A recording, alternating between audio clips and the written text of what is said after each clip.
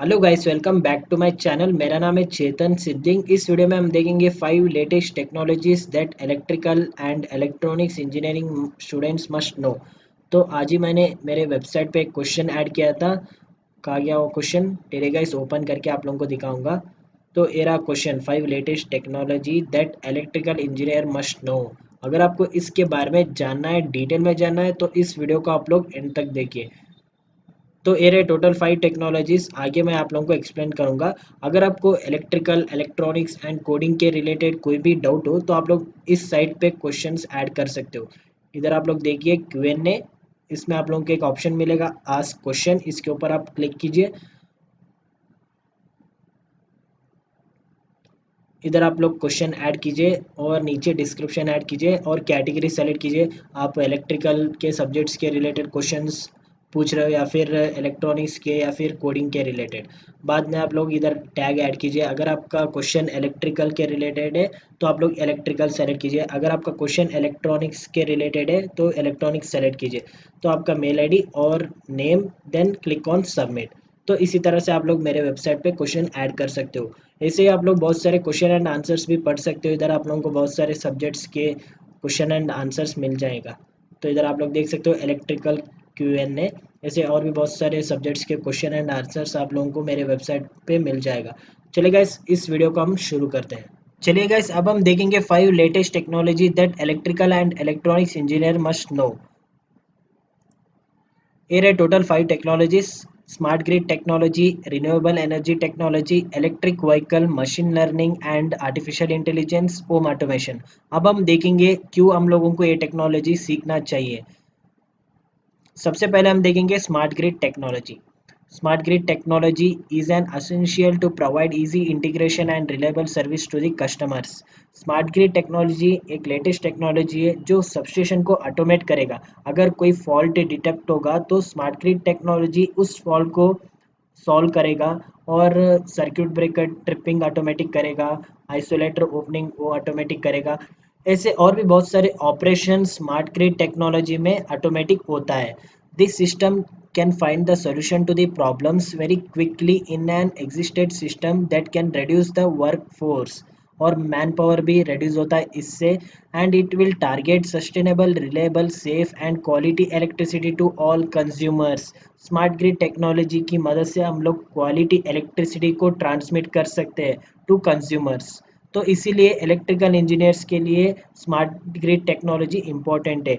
अगर आप electrical engineer हो और आप लोग स्मार्ट ग्रिड टेक्नोलॉजी में मास्टर बनते हो तो आपका स्कोप बहुत ही हाई रहेगा, आपका डिमांड तो बहुत ही हाई रहेगा। अगर आप इलेक्ट्रिकल इंजीनियर हो आप लोग इस टेक्नोलॉजी को ज़रूर सीखिए।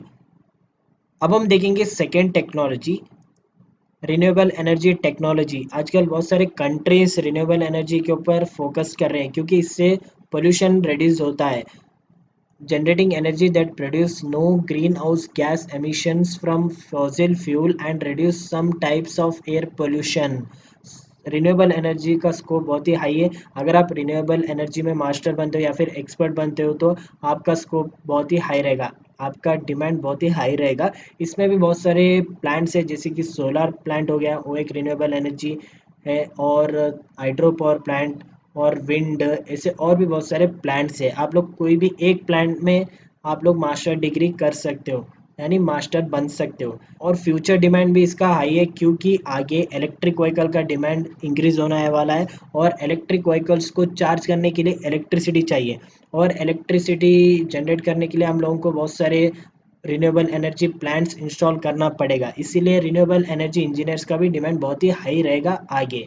तो ये रहा दोस्तों सेकेंड टेक्नोलॉजी जो इलेक्ट्रिकल एंड इलेक्ट्रॉनिक्स इंजीनियर्स के लिए बहुत ही इंपॉर्टेंट है। अब हम देखेंगे थर्ड टेक्नोलॉजी, इलेक्ट्रिक व्हीकल। आगे इलेक्ट्रिक व्हीकल का डिमांड बहुत ही हाई रहेगा क्योंकि डीजल एंड पेट्रोल व्हीकल से पोल्यूशन इंक्रीज हो रहा है। इसलिए गवर्नमेंट और बहुत सारे कंट्रीज इलेक्ट्रिक व्हीकल के ऊपर फोकस कर रहे हैं।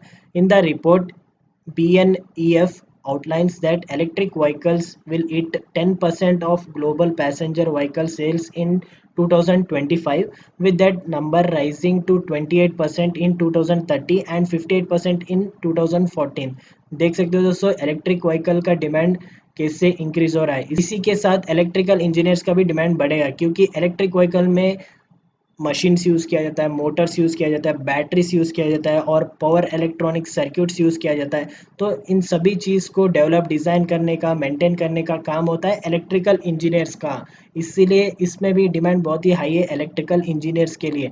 और इलेक्ट्रिक व्हीकल नो पोल्यूशन, ठीक है, एनवायरनमेंट के लिए बिल्कुल सेफ है।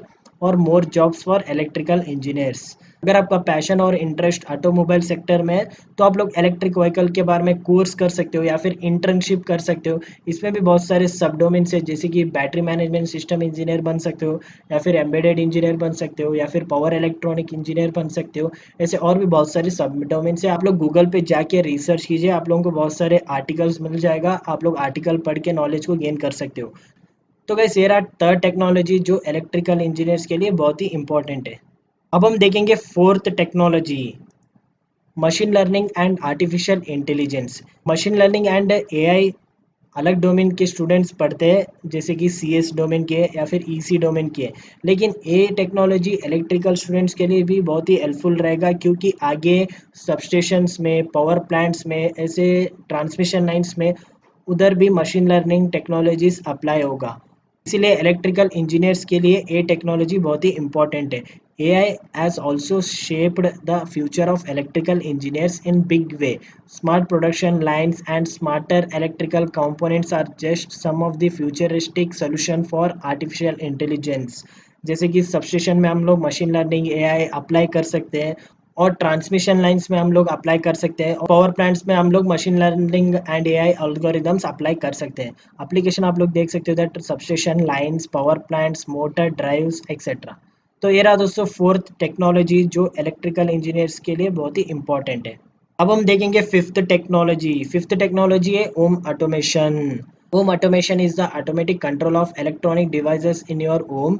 These devices are connected to the internet which allow them to be controlled remotely.